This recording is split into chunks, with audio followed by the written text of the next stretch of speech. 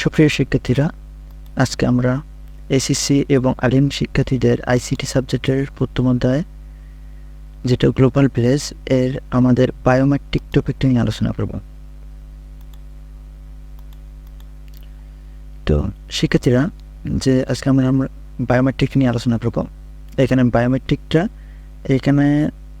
আমরা ফিজিক্যালি বোঝানোর আগে আমরা আমাদের ডিসক্রিপশন বক্সে একটা লিঙ্ক দেওয়া থাকবে। লিঙ্কটা মূলত গুগল ড্রাইভের লিঙ্ক। তো ওই লিঙ্কে ক্লিক করে আমাদের এই বায়োমেট্রিক সম্পর্কে একটা সুন্দর পুরো একটা ভিডিও আছে। তো ওই ভিডিওটা আগে দেখে আসবেন, ঠিক আছে?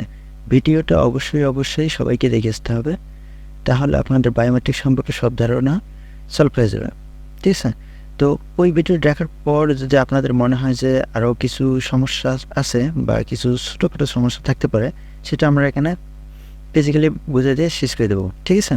তো আপনাদের আগে ওই ভিডিওটা দেখে আসতে হবে। তো ভিডিওটা দেখার জন্য আপনারা ওই লিঙ্কে ক্লিক করার সঙ্গে সঙ্গে আপনাদের একটা লিঙ্কটা ওপেন হয়ে যাবে, ঠিক আছে? লিঙ্কটা ওপেন হলে দেখতে পাবেন এরকম একটা ইন্টারফেস। এটা মূলত একটা গুগল ড্রাইভের ইন্টারফেস। তো এখান থেকে বায়োমেট্রিক যে টপিকটা, এখানে আমাদের প্রথমত মোটামুটি যেগুলো দরকার ইম্পর্টেন্ট টপিক সবগুলো দেওয়া আছে। এখান থেকে যেটা বায়োমেট্রিকের টপিকটা শুধু সেটাই দেখবেন, ঠিক আছে? সবগুলোই দেখবেন, ঠিক আছে? তো এটার জন্য আমাদের এটা। তো এখন এই ভিডিওটা এখানে চাইলে প্লে করতে পারবেন।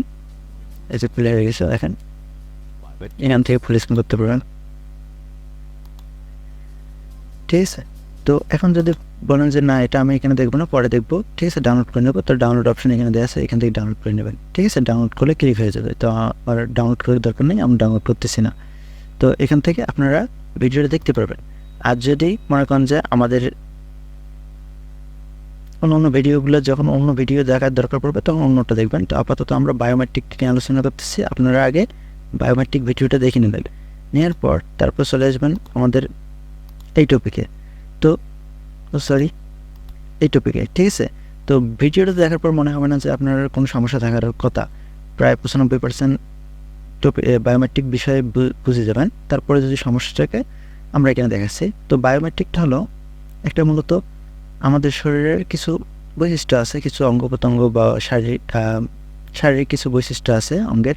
তো এই বৈশিষ্ট্যগুলো কারোর সঙ্গে কারো মিলবে না, পৃথিবীর কারোর সঙ্গে কারো মিলবে না, এমনকি যমজ হলেও মিলবে না। কিছুটা তো মিলতে পারে, কিন্তু পুরোটাই মিলবে না, ঠিক আছে? তো এই আমাদের অঙ্গ প্রত্যঙ্গের কিছু বৈশিষ্ট্য বা আচরণগত হোক, শরীরবৃত্তীয় হোক, যেটাই হোক না কেন, তো এই অঙ্গ প্রত্যঙ্গগুলো পৃথিবীর কারোর সঙ্গে কারো মিলবে না। তো এইগুলো ইউনিক হয়। এই ইউনিক বৈশিষ্ট্যগুলো ব্যবহার করে যখন কোনো ডিভাইসে সিকিউরিটি সিস্টেম হিসেবে ব্যবহার করা হয়, সেটা মূলত বায়োমেট্রিক হিসেবে বিবেচনা করা হয়, ঠিক আছে? তো বায়োমেট্রিক এইটা মূলত, তো এখানে বায়োমেট্রিক প্রধানত দুই প্রকার বা দুই ধাপে ভাগ করা যায়। একটা হলো শরীরবৃত্তীয়, একটা আচরণগত, ঠিক আছে? তো শরীরবৃত্তির মধ্যে কী কী আছে? শরীরবৃত্তির মধ্যে মনে রাখবেন এখানে face, fingerprint, hand geometry, iris, DNA. আর আচরণগত দিক দিয়ে আছে শুধু তিনটা। এই জিনিসটা মনে রাখবেন, আচরণগত দিক থেকে আছে তিনটা। একটা আছে টাইপিং কি স্ট্রোক, অর্থাৎ কম্পিউটার টাইপ করে যে ভঙ্গিটা আমাদের, সেই স্পিডটা বা ভঙ্গিটা দেখানো হয়। আর একটা সিগনেচার, আমরা যে সিগনেচার বা দস্তখত দিই সেটাই। আর একটা হচ্ছে ভয়েস রিকগনিশন। এই তিনটা আছে তোমার আপনাদের আচরণগত। আর শরীরবৃত্তি হচ্ছে আপনাদের পাঁচটা, 1 2 3 4 5টা। তো ফেস, ফিঙ্গারপ্রিন্ট, হ্যান্ড জিওমেট্রি, তারপর আইরিস বা রেটিনা স্ক্যান বা ডিএনএ, ঠিক আছে? এই 5টা হচ্ছে আপনাদের শরীরবৃত্তীয়, আর আচরণগত 3টা। তো এখান থেকে হঠাৎ করে একটা এমসিকিউ থাকতে পারে যে আমাদের সিগনেচার এটা কোন বায়োমেট্রিক, শরীরবৃত্তীয় না আচরণগত, ঠিক আছে? তো আপনাদের এটা ক্লিয়ার মনে রাখতে হবে যে কোনটা আচরণগতভাবে, কোনটা শরীরবৃত্তীয়, ঠিক আছে? তাহলে এগুলো হচ্ছে এমসিকিউর জন্য প্রযোজ্য। তো এগুলো মনে রাখবেন। তারপর আসেন এই বায়োমেট্রিকগুলোর মধ্যে, এখানে তো 5টা 3টা 8 প্রকার বায়োমেট্রিক আছে। এগুলো সবগুলো বায়োমেট্রিকের কথা। তো এই বায়োমেট্রিকগুলোর মধ্যে আমাদের টপ বা পপুলার বা সহজলভ্য বা দামে সস্তা বা কি ব্যবহারে সহজ, ঠিক আছে? তো এই 8টা বায়োমেট্রিকের মধ্যে আমাদের কিন্তু একটা টপ হতে হবে, ঠিক আছে? বা একটা টপ হয় মূলত আমরা জানি অনেকগুলো প্রকারের মধ্যে একটা জনপ্রিয় থেকে থাকে যে কোনো টপিকের ক্ষেত্রে। তো আমাদের যেহেতু এখানে বায়োমেট্রিক 8টা আছে, এই 8টার মধ্যে একটা জনপ্রিয় আছে, কিন্তু সেটাকে আপনাকে জানতে হবে যে জনপ্রিয় বা পপুলার বা দামে সস্তা, ব্যবহার সহজ, ঠিক আছে, বা কমফোর্টেবল, ঠিক আছে, ইজিলি ব্যবহার করা যায়, এ ধরনের। তো এগুলোর মধ্যে সবচেয়ে আমাদের সহজ বা দামে সস্তা বা ইজিলি এরকম হচ্ছে সেটা হলো ফিঙ্গারপ্রিন্ট। ঠিক আছে? তো ফিঙ্গারপ্রিন্ট কেন? আসলে ফিঙ্গারপ্রিন্ট আমাদের অন্যান্য বায়োমেট্রিকের তুলনায় অনেক সহজ এবং ব্যবহার সহজ। ঠিক আছে? মনে করেন যে ফেস রিকগনিশন। তো মনে করেন যে কোনো একটা দরজায় বা বাড়ির দরজায় আমাদের ফেস রিকগনিশন দিয়ে আছে। তো এই ফেস রিকগনিশনে আমাদের মনে করেন যে অনেক সময় আমাদের চেহারা পরিবর্তন হতে পারে, মানে শারীরিক অসুবিধার কারণে জ্বর বা জন্ডিস হলে আমাদের চেহারা পরিবর্তন, অনেক সময় আবার কোনো মেয়ে বা মেয়েদের ক্ষেত্রে মেকআপ করে, মেকআপের ক্ষেত্রে কিন্তু আমাদের ফেস রিকগনিশন কাজ করে না, কারণ যখন একটা ফেস দেওয়া হয় সাধারণভাবে, কিন্তু মেকআপের পর সেটা ফেস নেবে না। ঠিক আছে? অনেক সময় বোরকা পরে আবার হিজাব পরা অবস্থায় কিন্তু ফেস রিকগনিশন কাজ করবে না। তো এটা সমস্যা একটা, যেটা ফেস রিকগনিশন সবসময় কাজ করবে না, এটার কিন্তু নির্ধারিত কিছু নিয়ম আছে। তো এই কারণে আমাদের এই ফেস রিকগনিশনটা তেমন একটা গ্রহণযোগ্য নয়। তারপরে আসেন চোখের আইরিশ বা রেটিনা স্ক্যান। এটাদের ক্ষেত্রে সমস্যা আছে। আমাদের জ্বর বা জন্ডিস হলে আমাদের চোখের কিন্তু রক্তের লেয়ারগুলো পরিবর্তন হয়ে যায়, হলুদ বা লাল বর্ণ ধারণ করে, সেক্ষেত্রে কিন্তু রেটিনা স্ক্যান কাজ করবে না। যদি ভয়েস রেগুলেশনের কথা বলি, ভয়েস রেগুলেশন হচ্ছে আমাদের কণ্ঠস্বর। অনেক সময় দেখা গেলো জ্বর সর্দি হলে আমাদের ভয়েস এমনিতেই চেঞ্জ হয়ে যায়। তো চেঞ্জ হলে কিন্তু ভয়েস রেগুলেশন কাজ করবে না। ঠিক আছে? তো এই কারণে আমাদের সবচেয়ে ভালো হবে ফিঙ্গারপ্রিন্ট। ঠিক আছে? ফিঙ্গারপ্রিন্টে কোনো সমস্যা নাই, এটা একদম সহজ, দামে সস্তা, ব্যবহার সহজ। ঠিক আছে? সব দিক দিয়ে মোটামুটি এটা পপুলার বা জনপ্রিয় বলতে পারেন। ঠিক আছে? তো এখন অনেক স্কুল কলেজগুলোতে আমাদের নাম প্রেজেন্ট হয় না। ঠিক আছে? ফিজিক্যালি যে আগের নিয়মে রোল নাম্বার, রোল সিরিয়ালে ডেকে নাম প্রেজেন্ট হতো, সেটা এখন হচ্ছে না। এখন কী হচ্ছে যে ওই কলেজ বা স্কুলের মেইন গেটে একটা ফিঙ্গারপ্রিন্ট রিডার বসানো আছে, সেখান থেকে সব স্টুডেন্টের ফিঙ্গারপ্রিন্ট দিলে অটোমেটিক্যালি নাম প্রেজেন্ট হয়ে যায়। সেক্ষেত্রে আমাদের অনেক সময় সাশ্রয় হয় এবং এই এক্সট্রা কাজগুলোর জন্য সময়গুলো আমাদের সাশ্রয় হয়ে যায়। ঠিক আছে? তো এই ফিঙ্গারপ্রিন্টের পরিবর্তে অন্যান্যগুলো কিন্তু হবে না, কারণ ভয়েস রিকগনিশন কলেজের ক্ষেত্রে প্রযোজ্য হবে না, কারণ আমরা জানি স্কুল কলেজগুলোতে আমাদের কোলাহলপূর্ণ জায়গায়, এখানে ভয়েস রিকগনিশন কাজ করবে না। ঠিক আছে? তো সেখানে কিন্তু ফেস রিকগনিশন কাজ করবে না, কারণ মেয়েদের ক্ষেত্রে হিজাব পড়ে যায়, তারপর বোরকা পড়ে যায়, আবার মেকআপের বিষয় আছে, এইগুলোর কারণে কিন্তু ফেস রিকগনিশন কাজ করবে না। তো সবচেয়ে ভালো কাজ করবে আমাদের ফিঙ্গারপ্রিন্ট। তো এগুলোর মধ্যে সবচেয়ে জনপ্রিয় হচ্ছে আমাদের ফিঙ্গারপ্রিন্ট। তো যখন আপনারা এই ভিডিওটা দেখবেন, তখন ডিসক্রিপশন দেওয়া লিঙ্ক থেকে আমাদের অবশ্যই আগে ভিডিওটা পুরো দেখিয়ে যাবেন, যে বায়োমেট্রিকের যে ভিডিওটা ছিল সেই ভিডিওটা আগে দেখিয়ে যাবেন। দেখে আসার পর তারপরে আপনারা চলে আসবেন আমাদের এই বোর্ড প্রশ্নে কেন বোর্ড প্রশ্নে আসলে আমরা দেখাবো যে কোন কোন প্রশ্নগুলো থাকলে বুঝবেন আপনি বায়োমেট্রিক, বা কোন কোন প্রশ্ন বা টপিক থাকলে আমরা বায়োমেট্রিককে বুঝবো, সেই কারণে আমরা প্রশ্নগুলো দেখাবো। তো এই শিটটা আমাদের কিন্তু এই যে গুগল ড্রাইভ লিঙ্কে দেওয়া আছে, এটা আবারও দেখাচ্ছি যে আপনি লিঙ্কটা আমাদের ডিসক্রিপশন দেওয়া লিঙ্কে ক্লিক করার পর এরকম একটা পেজে নিয়ে আসবে। এটা হচ্ছে গুগল ড্রাইভের পেজ। তো এখান থেকে আমাদের প্রথমত সব ভিডিও টপিক এখানে পাবেন, তার সাথে একটা পিডিএফ ফাইল পাবেন, যে SC Alim ICT chapter 4 board solution PDF. তো এই পিডিএফ ফাইলটা মূলত আমাদের এই পিডিএফ ফাইলটা, এটা ডাউনলোড করে নিতে পারেন, চাইলে ওখানে দেখতে পারবেন। ঠিক আছে? তো এখান থেকে এখন আমরা দেখাচ্ছি যে আপনি কীভাবে বোর্ড প্রশ্নগুলো কোন টপিকটা থাকলে বুঝবেন যে বায়োমেট্রিক। তো আমরা প্রথম থেকে শুরু করি। এখানে প্রথমে আছে আমাদের বরিশাল 2016 সালের গ, ঢাকা বোর্ড, এটা নয়। এখন বরিশাল 16 সালের গ, বরিশাল 16 সালের গ দেখেন, গ নম্বরটা উল্লেখিত দরজায় কোন প্রযুক্তি ব্যবহার করা হয়েছে ব্যাখ্যা করো। এখানে দরজায় কী প্রযুক্তি ব্যবহার করা হয়েছে একটু দেখে আসি।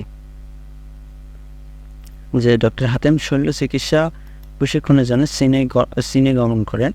ভর্তি হওয়ার সময় তাকে একটি আঙুলের ছাপ নেওয়া হয় এবং তাকে একটি পরিচয়পত্র দেওয়া হয়। প্রশিক্ষণ কক্ষে ঢোকার পূর্বে তাকে প্রতিবার রাখা একটি যন্ত্রে, অর্থাৎ একটি রিডার বসানো আছে। ঠিক আছে? একটি যন্ত্রে আঙুলের ছাপ দিয়ে প্রবেশ করতে হয়। ঠিক আছে? তো এটা আছে আমাদের মূলত গয়ের টপিকটা, যে একটা গেটের সামনে বা দরজায় একটা যন্ত্র দিয়ে আছে, যেটা আছে ফিঙ্গারপ্রিন্ট একটা রিডার। ঠিক আছে? ডিভাইস, ওই রিডারে ফিঙ্গারপ্রিন্ট বা আঙুলের ছাপ দিলেই দরজায় খুলে যাবে বা প্রবেশ করতে পারবে। ঠিক আছে? তো এটা মূলত আমাদের টপিকটা। তো এখন উদ্দীপকের দরজায় কোন প্রযুক্তি ব্যবহার করা হয়েছে? উদ্দীপকের দরজায় বায়োমেট্রিকের অন্তর্গত, আপনাকে লিখতে হবে যে উদ্দীপকের দরজায় বায়োমেট্রিকের অন্তর্গত ফিঙ্গারপ্রিন্ট সিস্টেম ব্যবহার করা হয়েছে। ঠিক আছে? তো গ নম্বর অ্যান্সারটা দেখেন, যে উদ্দীপকে উল্লেখিত দরজায় বায়োমেট্রিকের অন্তর্গত ফিঙ্গারপ্রিন্ট প্রযুক্তি ব্যবহার করা হয়েছে। তো এই ফিঙ্গারপ্রিন্টে কীভাবে কাজ করে টপিকটার মূল বর্ণনা বা বায়োমেট্রিকের যে ফিঙ্গারপ্রিন্ট টপিকটা আছে এইটা দিলে মূলত আমাদের অ্যান্সার হয়ে যাবে। কিন্তু ভালো করে মনে রাখবেন, এখানে আপনাদের যে টপিকের কথা উল্লেখ করবে, যে টপিকের নামটা উল্লেখ করবে, যেমন গ নম্বরে বলছে কোন প্রযুক্তি ব্যবহার করেছে, এই প্রযুক্তির নাম কিন্তু আগে আপনাকে উল্লেখ করে দিতে হবে, ঠিক আছে? তো এইটা আগে মূল টপিকটাকে আপনাকে দিতে হবে, তারপর আপনি বর্ণনা দেবেন, ঠিক আছে? তারপরে পরের প্রশ্ন চলে যাচ্ছি। পরের প্রশ্ন হচ্ছে কুমিল্লা খ 16 সাল। কুমিল্লা খ 16 সাল, ঠিক আছে? ব্যক্তি শনাক্তকরণ প্রযুক্তি ব্যাখ্যা করো। এই যে ব্যক্তি শনাক্তকরণ প্রযুক্তি হচ্ছে আমাদের বায়োমেট্রিক, কারণ এখানে প্রত্যেকটা ব্যক্তিকে আলাদা আলাদাভাবে শনাক্ত করা হয়, ঠিক আছে? কারণ কারো এনআইডি দিয়ে অন্য কেউ সিম উঠাতে পারবে না, বা একজনকার সিম আরেকজন উঠাতে পারবে না। কারণ কি, এটা প্রত্যেকটা মানুষগুলোকে আলাদাভাবে শনাক্ত করা হয়েছে, ঠিক আছে? তো এই ব্যক্তি শনাক্তকরণ প্রযুক্তি হলো বায়োমেট্রিক। তারপরে হচ্ছে বোর্ড রাজশাহীর খ।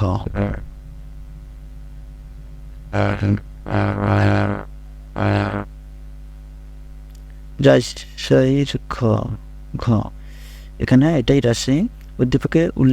উদ্দীপকের দরজা খোলার প্রযুক্তির মধ্যে কোনটি বহুলভাবে ব্যবহৃত? দরজা খোলার মধ্যে কী কী আছে দেখি। এখান থেকে শুরু করি। অফিসে কর্মকর্তাগণ মূল দরজায় নির্ধারিত জায়গায় বৃদ্ধা আঙ্গুল রাখতেই দরজা খুলে যাচ্ছে, ঠিক আছে? তো এটা হলো আমাদের কি বায়োমেট্রিকের অন্তর্গত ফিঙ্গারপ্রিন্ট। সে আরও দেখতে পেল তার মামা গবেষণা কক্ষে বিশেষ স্থানে কিছুক্ষণ তাকাতেই দরজা খুলে গেল, ঠিক আছে? এটা হচ্ছে আমাদের বায়োমেট্রিকের অন্তর্গত রেটিনা স্ক্যান বা আইরিস এই টপিকটা। তো এখানে দুইটা টপিক আছে, একটা আছে ফিঙ্গারপ্রিন্ট, একটা রেটিনা স্ক্যান বা আইরিস। তো এই দুইটার মধ্যে আমাদের দেশে কোনটি বহুলভাবে ব্যবহৃত হয় সেটা জানেন? সেটা হলো আমাদের দেশে বহুল বা জনপ্রিয় হচ্ছে, সেটা আগে বলছি, যে আমাদের ফিঙ্গারপ্রিন্ট। তো এখন দেখি যে উদ্দীপকের দরজার গবেষণা কক্ষে খোলার জন্য উভয় ক্ষেত্রে বায়োমেট্রিক প্রযুক্তি ব্যবহার করা হলেও এর আচরণগত বৈশিষ্ট্য পার্থক্য শনাক্তকরণ রয়েছে, ঠিক আছে?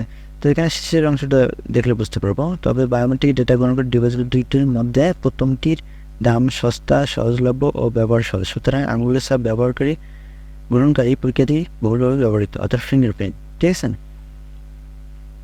তারপর প্রশ্ন আমরা চলে যাচ্ছি সিলেটের ঘ। দেখেন সিলেটের ঘ, উদ্দীপকের ট্রেনিং সেন্টার এবং অপারেশন থিয়েটার প্রযুক্তিদের মধ্যে কোনটি আমাদের দেশে বহুলভাবে ব্যবহৃত? ট্রেনিং সেন্টার আর অপারেশন থিয়েটারে কী আছে? সেখানে ট্রেনিং সেন্টারে প্রবেশ করতে লাগে সুপারভাইজার আঙুলের ছাপ, তারপর আমার ফিঙ্গারপ্রিন্ট। অপারেশন থিয়েটারে প্রবেশ করতে লাগে তারপর চোখের আইরিস বা রেটিনা স্ক্যান, ঠিক আছে? এই দুইটির মধ্যে আমরা জানি ফিঙ্গারপ্রিন্টে জনপ্রিয়। তো প্রশ্নটা আমরা অ্যান্সারটা দেখে নিয়েছি, শেষেরটা শুধু দেখবো। নানাবিধ সুবিধার কারণে বাংলাদেশে ফিঙ্গারপ্রিন্ট প্রযুক্তিটি বহুলভাবে ব্যবহৃত হয়, ঠিক আছে? এটা আমাদের অত্যন্ত সহজ একটা এবং ইউজফুল, সহজে ব্যবহার করার যোগ্য। তারপর আমাদের ঢাকা 2017 ঘ নম্বরটা। এখানে দেখেন উদ্দীপকে রাপির বাসা এবং অফিসের নিরাপত্তা ব্যবস্থার কৌশলের জন্য কোনটি বেশি উপযোগী তোমার মতামত দাও, ঠিক আছে? রাপির বাসা এবং অফিসের নিরাপত্তা ব্যবস্থা কৌশলের জন্য। বাসা নিরাপত্তা কী দিয়েছে? তো বাসায় তো এখানে পুরো আমাদের স্ক্রিপ্টে পড়তে হবে উদ্দীপকটা, যে ভেনকো নামের জাপানের একটি প্রযুক্তি কোম্পানি ডিজিটাল প্রযুক্তির কৃত্রিম গৃহকর্মী তৈরি করেছে, যার নাম দেওয়া আছে হিকারি। তো এই গৃহকর্মীকে দেখা যাবে হলোগ্রাফির পর্দায়। হিকারি তার গৃহঘর থেকে রুম থেকে জাগানো, গুড মর্নিং বলা, অফিসের কাজের ফাঁকে ফাঁকে বিভিন্ন বার্তা পাঠানোর কাজ করবে। রাপি সদ্য পড়াশোনা করে শেষ করে বেসরকারি ব্যাংকের কর্মকর্তা হিসাবে যোগদান করেন। যেহেতু সে বাসায় একা থাকে, তাই মাঝে মাঝে ঘুম থেকে উঠতে দেরি হয়, সেজন্য সে একটি হিকারি কেনার সিদ্ধান্ত নিলেন। যেহেতু হিকারির দাম বেশি, তাই বাসা থেকে যাতে চুরি না হয় সেজন্য বাসায় নিরাপত্তা ব্যবস্থা গ্রহণের চিন্তা করলেন, যাতে পরিচিত ব্যক্তিরা নির্দিষ্ট বাটনে আঙুলের ছাপ দিয়ে বাসায় প্রবেশ করতে পারে। তাহলে এখানে নির্দিষ্ট বাটনে আঙুলের ছাপ দিয়ে বাসায় প্রবেশ করতে পারে বলতে ফিঙ্গারপ্রিন্ট। যদিও নিরাপত্তার জন্য তার অফিসে টাকার ভল্টে প্রবেশের জন্য মাইক্রোফোনে কথা বলে প্রবেশ করতে হয়। তাহলে এটা তার ব্যাংকে কী ব্যবহার করা হয়? মাইক্রোফোনে কথা বলে, অর্থাৎ ভয়েস রিকগনিশন। তো ফিঙ্গারপ্রিন্ট আর ভয়েস রিকগনিশনের মধ্যে আমাদের সবচেয়ে জনপ্রিয় হচ্ছে ফিঙ্গারপ্রিন্ট। তো আপনাকে শেষের আনসারটা শুধু দেখাচ্ছে যে তাই রাপিড নিরাপত্তা ব্যবস্থা কৌশলের জন্য ফিঙ্গারপ্রিন্ট প্রযুক্তিটি বেশি উপযোগী, ঠিক আছে? ভয়েস রিকগনিশন হচ্ছে আমাদের ফিঙ্গারপ্রিন্টে বেশি উপযোগী। তারপরে দেখবো আমরা বোর্ড, তারপরে বোর্ড হচ্ছে বরিশালের খ,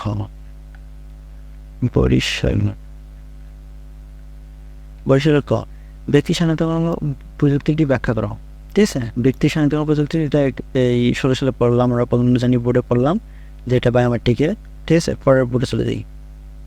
রাজশাহীর গ নম্বর দেখো, ল্যাবরেটরির দরজায় ব্যবহৃত প্রযুক্তি বর্ণনা করো। ল্যাবরেটরির দরজায় কী হয়েছে,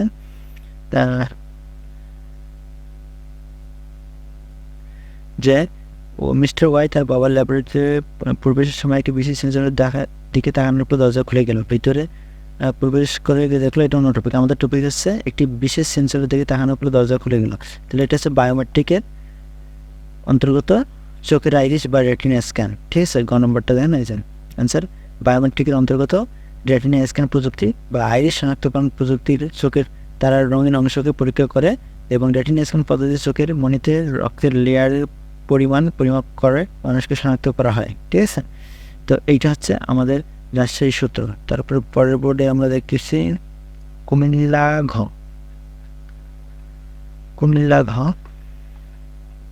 দেখেন এখানে এই যে উদ্দীপকে